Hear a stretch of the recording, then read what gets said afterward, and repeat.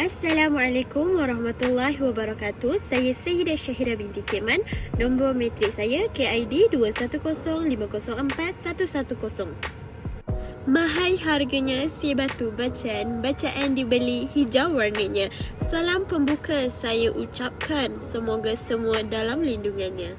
Sebagai pendahuluan, Malaysia ialah sebuah negara yang penduduknya terdiri dari pelbagai kaum yang mengamalkan cara hidup yang tersendiri. Perbezaan ini dapat dilihat melalui bahasa, politik, ekonomi, tempat tinggal dan hubungan sosial. Seterusnya, saya akan pergi kepada bab dasar pecah dan perintah British. Apabila British membawa masuk kaum Cina dan India ke Tanah Melayu, mereka telah melaksanakan dasar pecah dan perintah iaitu divide and rule. Melalui pelaksanaan dasar ini, pihak British telah memecahkan penduduk Tanah Melayu kepada beberapa bahagian dengan tujuan untuk memudahkan usaha mereka memerintah. Menumpukan perhatian kepada pengeksploitasian hasil bumi serta supaya penduduk Tanah Melayu tidak bersatu dan bangkit menentang mereka. Dasar ini memberi makna kelemahan penglibatan Bumiputera, tetapi pada masa yang sama memberi pengkhususan kepada kaum imigran dan memastikan pengasingan setiap kaum. Kaum imigran dibiarkan untuk mengekalkan identiti dan budaya masing-masing, sementara penghubungan langsung dengan kaum-kaum lain terutama dengan Bumiputera tidak digalakkan. Pihak British juga sengaja menetapkan status dan peranan yang berlainan bagi orang Melayu, Cina dan India. Selain itu, perintah British membahagikan kawasan pertempatan mengikut dasar pecah dan perintah British. Orang Melayu mereka meletakkan di kawasan pendalaman, orang Cina di kawasan bandar dan lombong, dan yang terakhir orang India di kawasan estate. Apabila telah wujudnya pertempatan dan kawasan tumpuan mereka adalah berbeza, maka tidak wujud interaksi antara tiga kaum utama ini. Seterusnya kita pergi kepada bab kedudukan Jepun. Okey, akibat penduduk Jepun, orang Cina telah mengalami tekanan yang sangat berat. Ini juga kerana pentadbiran tentera Jepun melaksanakan anti-Cina. Yang kedua, orang Jepun bersikap pilih kasih terhadap orang Melayu dan India.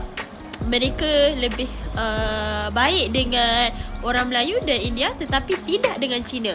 Pemerintah Jepun tidak memberi orang Cina menyandang sebarang jawatan. Bukan itu sahaja, orang Cina ni tidak diberikan peluangkan untuk menyandang sebarang jawatan dalam pemerintah Jepun. Tetapi malah orang Melayu dilantik sebagai askar dan polis. Apabila keistimewaan ni diberikan kepada orang Melayu, orang Cina telah menimbulkan rasa tidak puas hati di kalangan mereka. Selain itu juga, orang Cina telah menumbuhkan Malayan People Anti-Japan Army iaitu MPAJ untuk menentang Jepun.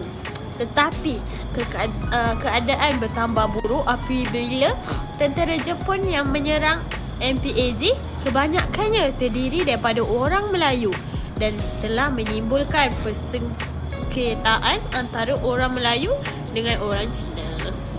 Seterusnya kita pergi kepada prasangka dan perkauman. Prasangka ni merujuk kepada sikap terhadap kumpulan lain berasaskan generalisasi umum iaitu stereotip atau penjenisan atas bukti-bukti yang tidak kronik. Okey, seterusnya kebiasaannya sesuatu kumpulan etnik itu akan bersangka buruk terhadap kumpulan etnik yang lain. Masalah prasangka buruk ni antara kaum ini bermula dari era penjajahan British yang menjalankan pemerintahan dasar pecah dan perintah yang telah menjarakkan perpaduan antara kaum. Dan begitu juga era penduduk Jepun yang telah mengamalkan sikap berat sebelah dengan semangat anti-Cina telah memberi peluang kepada kaum Melayu membabitkan diri dalam perniagaan. Seterusnya, mari kita melihat kepada perkauman. Okey, perkauman pula merupakan sikap mementingkan kumpulan etnik sendiri. Fenomena ini jelas dalam pelbagai bidang seperti politik, ekonomi dan sosio-budaya, di mana satu-satu etnik mementingkan kaumnya sendiri. Manakala sikap perkauman ini boleh mewujudkan hubungan yang tegang dan menjarakkan sosial antara individu. Sikap perkauman ini juga boleh menghalang perpaduan rakyat sekaligus merencatkan kemajuan negara. Sikap ini juga menghalang interaksi dan pergaulan yang luas antara kaum dan etnik. Okey, sekarang kita akan pergi kepada bab peristiwa 13 Mei dan dasar ekonomi. DEB merupakan salah satu program sosioekonomi di Malaysia yang diperkenalkan pada tahun 1971 oleh Perdana Menteri Tun Abdul Razak Datuk Hussein. Dasar ini telah digantikan dengan Dasar Pembangunan Nasional iaitu DPN pada tahun 1991. Seterusnya kita pergi lihat kepada peristiwa 13 Mei. Okey, peristiwa 13 Mei pada tahun 1969 merupakan satu peristiwa yang sangat hitam dalam sejarah negara kita kerana ia juga melibatkan pertelingkahan dan rusuhan antara kaum.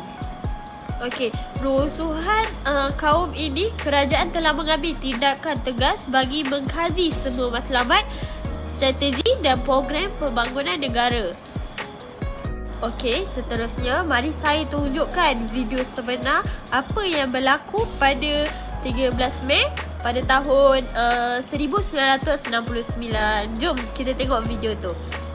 Dalam video ni kita dapat lihat ada beberapa kereta kebal yang telah menjenguk kawasan mereka. Dan didapati juga ada beberapa lori terbakar, kereta terbakar akibat letupan-letupan.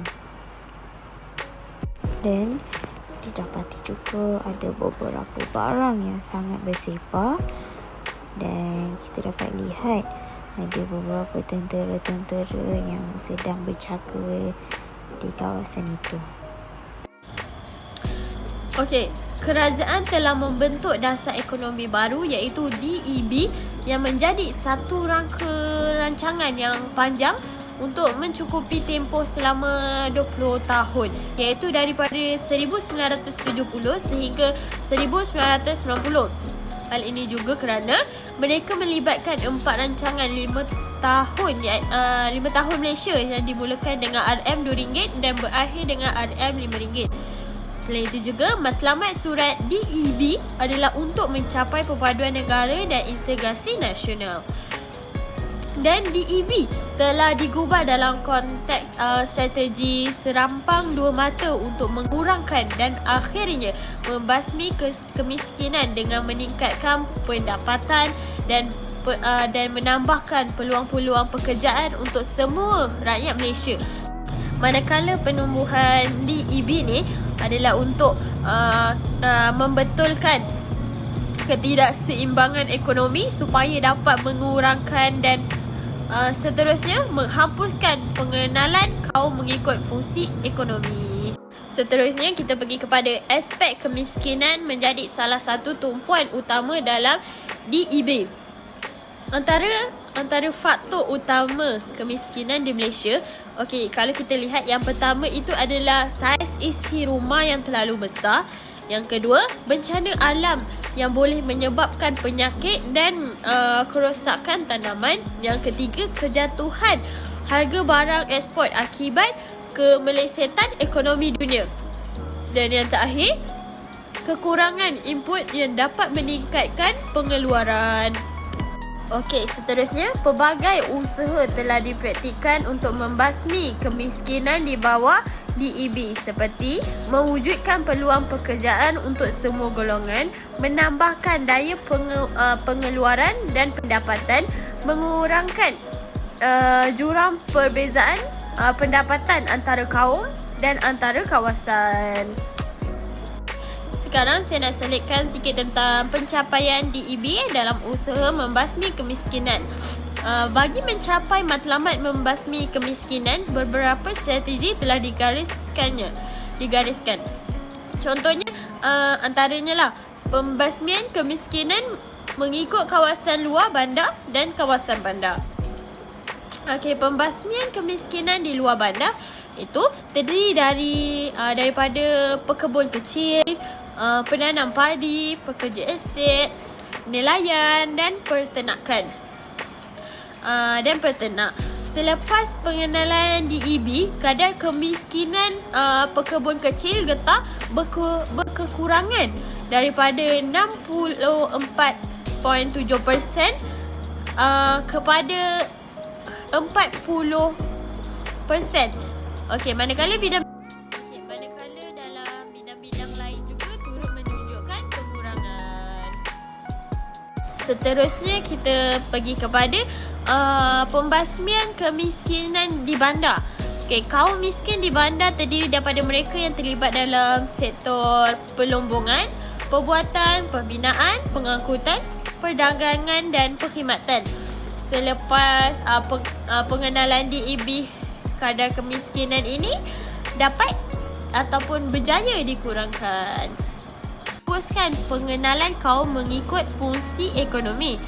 Tetapi bukan itu sahaja. Beberapa juga strategi untuk telah digubalkan. Contohnya, kerajaan telah meninggikan daya. Teruskan pengenalan kaum mengikut fungsi ekonomi. Tetapi bukan itu sahaja. Beberapa juga strategi untuk telah digubalkan. Contohnya, kerajaan telah meninggikan daya pengeluaran dan taraf kehidupan golongan miskin di luar bandar melalui proses memodernkan kawasan-kawasan luar bandar. Dan yang kedua, sebuah masyarakat perdagangan dan perindustrian di kalangan Bumiputera dibentuk dalam semua lapangan dan peringkat kegiatan ekonomi. Seterusnya kita pergi yang bab yang terakhir, iaitu pencapaian DEB dalam usaha menyusun semula masyarakat. Okey, pemegang-pemegang amanah telah berjaya membantu meningkatkan produktiviti dan daya pengeluaran Bumiputera dalam semua sektor, terutamanya melalui pembiayaan, pelaburan dan program-program usahawan dan lain-lain seperti perkhidmatan bantuan. Manakala pencapaian DEB dalam usaha menyusun semula masyarakat bukan itu sahaja. Selain itu, mereka juga dapat memberi pendapatan kaum Bumiputera juga berjaya dinaikkan dan dapat mengurangkan perbezaan pendapatan dengan kaum lain. Selain itu, kadar kemiskinan bagi semua kaum juga telah menurun. Dan terakhir, inflasi berjaya dikekalkan pada kadar 4.6%. Itu sahaja. Sekian, itu sahaja daripada saya. Assalamualaikum warahmatullahi wabarakatuh.